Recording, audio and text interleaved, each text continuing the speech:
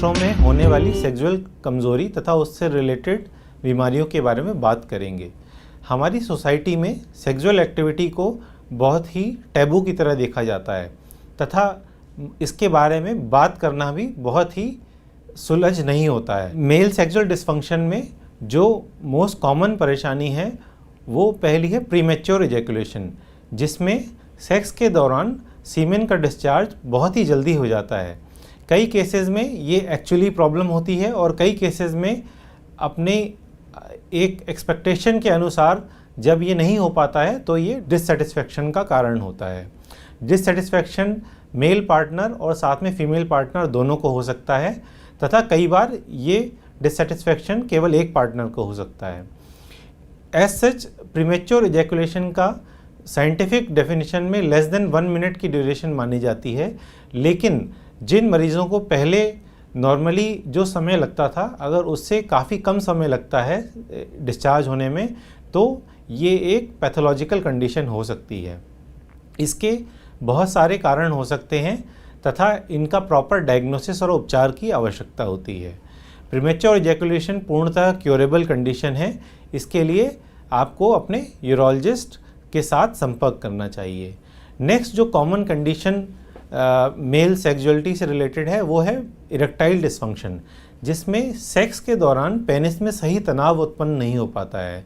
ये तनाव कई केसेस में नॉर्मल से कम होता है या फिर कभी बिल्कुल भी तनाव ना आ पाना भी ऐसी स्थिति भी हो सकती है। कई मरीज़ जिनको हाइपरटेंशन और डायबिटीज़ की परेशानी है उनमें ये सिम्टम्स जल्दी उत्पन्न होते हैं, अतः इनका सही समय पर डायग्नोसिस और उपचार की आवश्यकता होती है।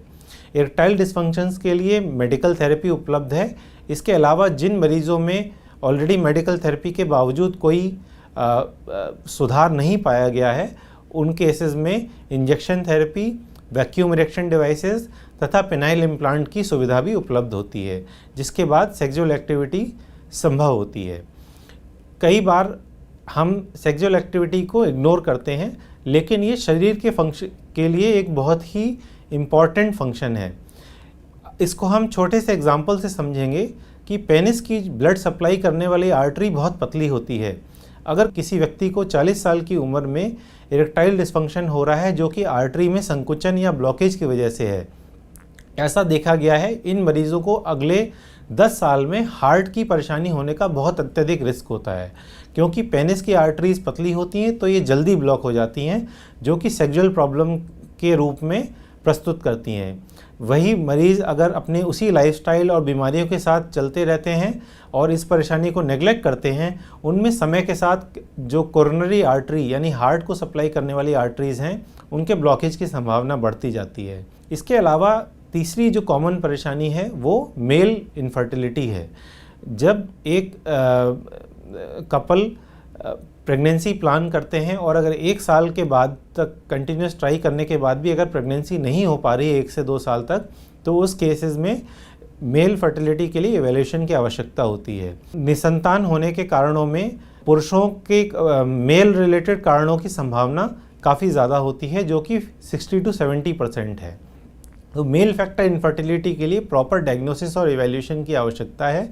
अर्ली स्टेज में इसको ट्रीट किया जा सकता है और करेक्शन के बाद नॉर्मल प्रेगनेंसी की संभावना होती है। तो अगर मेल सेक्सुअल इश्यूज से रिलेटेड या फिर फर्टिलिटी से रिलेटेड कोई भी अगर आपको मुश्किल है या सिम्टम्स हैं तो प्लीज़ अपने यूरोलॉजिस्ट से संपर्क करें। नमस्कार।